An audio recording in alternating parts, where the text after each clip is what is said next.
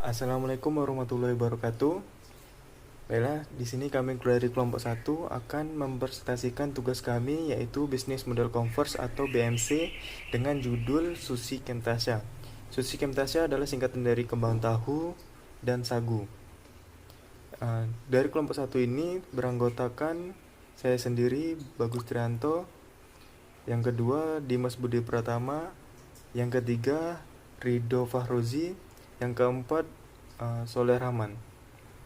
Sushi Camtasia. Di sini kami membuat sushi, yang mana sushi merupakan makanan khas dari Jepang, dan biasanya sushi terdiri dari nasi yang dibentuk bersama lauk, merupakan makanan laut, daging, sayur mentah atau sudah dimasak. Sedangkan kami membuat sebuah inovasi ide di mana kami membuat makanan laut seperti udang, kemudian dicampur dengan kembang tahu, selanjutnya pengganti nasi yaitu sagu. Materi selanjutnya adalah customer segment. Bagian ini akan menjelaskan siapa pelanggan yang berpotensial dari produk Anda.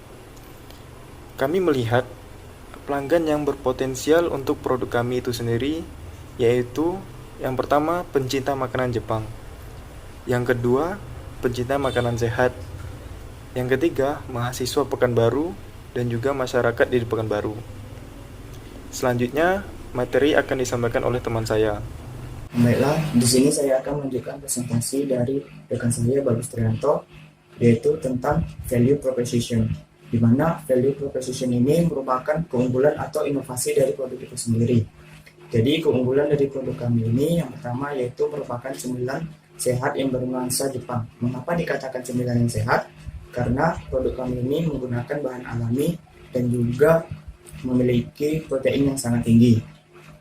Kemudian produk kami ini juga memiliki harga yang relatif lebih murah dibandingkan dengan harga sushi yang ada pada umumnya. Kemudian yang terakhir, produk kami ini, dengan adanya produk kami ini, kami juga ikut membantu meningkatkan kualitas cemilan khususnya di Kota Pekanbaru. Kemudian masuk ke materi selanjutnya yaitu channel.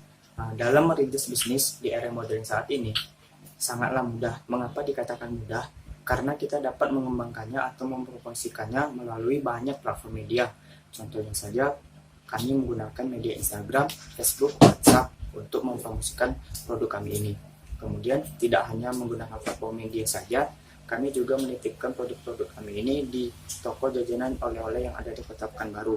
Kemudian yang terakhir, kami juga menggunakan jasa GoFood untuk dalam pengiriman makanannya. Kemudian materi yang selanjutnya yaitu customer relationship. Customer relationship ini merupakan bagaimana caranya kami untuk menjaga agar konsumen kami tetap menyukai produk kami atau tetap membeli produk kami ini. Nah, yang pertama yaitu memberikan promo atau diskon kepada toko jajanan oleh-oleh yang ada di Kota Pekanbaru. Kemudian yang kedua yaitu memberikan promo dan diskon ke bazar atau expo yang akan dilaksanakan di universitas atau fakultas yang ada. Kemudian memberikan program giveaway setiap per minggu atau sebulan sekali. Nah, jadi mungkin hanya itu yang dapat saya sampaikan. Materi selanjutnya akan disampaikan oleh rekan saya. Baiklah, saya akan melanjutkan presentasi dari rekan saya Dimas. 5. Revenue stream. Pada blog ini menjelaskan bagaimana cara bisnis Anda dapat menghasilkan uang dan apa saja produk atau jasa yang Anda jual.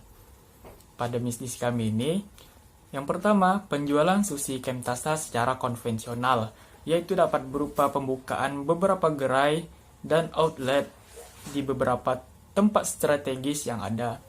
Kemudian yang kedua adalah penjualan sushi Camtasia secara online, dapat melalui media-media sosial untuk memperkenalkannya kepada para customer. Selanjutnya yaitu adalah 6 key activities. Pada blog ini menjelaskan apa kegiatan yang kami lakukan untuk menciptakan value proposition. Apa strategi yang bisnis kami lakukan sehingga target dari bisnis ini dapat tercapai. pada bisnis kami, yang pertama adalah membeli hasil produksi kembang tahu dan sagu dari pengusaha. Kemudian yang kedua adalah melakukan pengolahan kembang tahu dan sagu untuk dapat menjadi produk olahan yang siap untuk dikonsumsi secara langsung oleh customer. Selanjutnya 7. Key Resource. Pada blog ini menjelaskan apa saja sumber daya yang harus dimiliki untuk dapat mengembangkan dan menjalankan bisnis ini. Apa saja aset yang dibutuhkan agar bisnis ini dapat bersaing dengan bisnis yang serupa. Pada bisnis kami, yang pertama, untuk lebih mengembangkan usaha dibutuhkan pabrik produksi kembang tahu dan sagu sendiri untuk dapat menekan biaya bahan baku produksi agar harga yang dihasilkan dapat lebih murah. Kemudian yang kedua adalah alat pengolah standar makanan. Kesehatan dan kebersihan alat-alat pengolahan menjadi poin penting dalam bisnis makanan agar customer yang membeli produk kami menjadi yakin dan percaya terhadap produk yang kami jual. Untuk selanjutnya akan disampaikan oleh rekan saya, Soleh. Baik, saya akan melanjutkan penjelasan yang berikutnya, yaitu key partnership. Nah, di sini key partnership itu sendiri merupakan suatu istilah yang biasa disebut dengan mitra dalam suatu usaha. Nah, misalkan ada sebuah perusahaan memiliki kendala dalam memproduksi suatu jenis bahan pokok atau material barang dan segala jenis jasa yang diperlukan. Nah, maka dari itu kita memerlukan perusahaan lain sebagai mitra kita. Sebagai contoh, ada perusahaan lain yang telah fokus untuk menghasilkan suatu produk tertentu, sehingga perusahaan tersebut menghasilkan produk dengan kualitas yang bagus dan dengan harga yang relatif lebih murah. Perusahaan tersebut dapat saja menjual dengan harga yang lebih murah karena memproduksi barang tersebut secara massal dengan jumlah yang banyak. Maka dari itu kita hanya perlu membeli saja produk tersebut karena telah tersedia dan cepat didapatkan, dan juga lebih praktis dibanding dengan membuat sendiri dan mempunyai kualitas yang baik sesuai dengan kriteria yang kita inginkan. Selanjutnya, adapun manfaat yang bisa kita rasakan dengan membuat atau dengan membangun usaha dengan sistem mitra ini, diantaranya yaitu pertama, kita mendapatkan barang berkualitas dengan harga yang relatif lebih murah. Lalu yang kedua, produk kita cepat masuk ke dalam dunia pasar. Lalu yang ketiga, membagi risiko ke perusahaan lain, atau dengan kata lain mengurangi risiko yang terjadi pada usaha yang kita buat. Nah, adapun dari usaha ini ada beberapa yang dapat mitra, diantaranya yaitu seperti pertama, pengusaha kembang tahu, di mana merupakan salah satu bahan utama dari sushi Kemtasa ini. Lalu yang kedua ada pengusaha sagu, dan yang ketiga jasa pengiriman barang. Lalu yang keempat, pemilik toko oleh-oleh. Nah, dari poin-poin tersebut kita bisa saja menambah mitra-mitra lain untuk mempermudah keberlangsungan usaha yang kita rintis.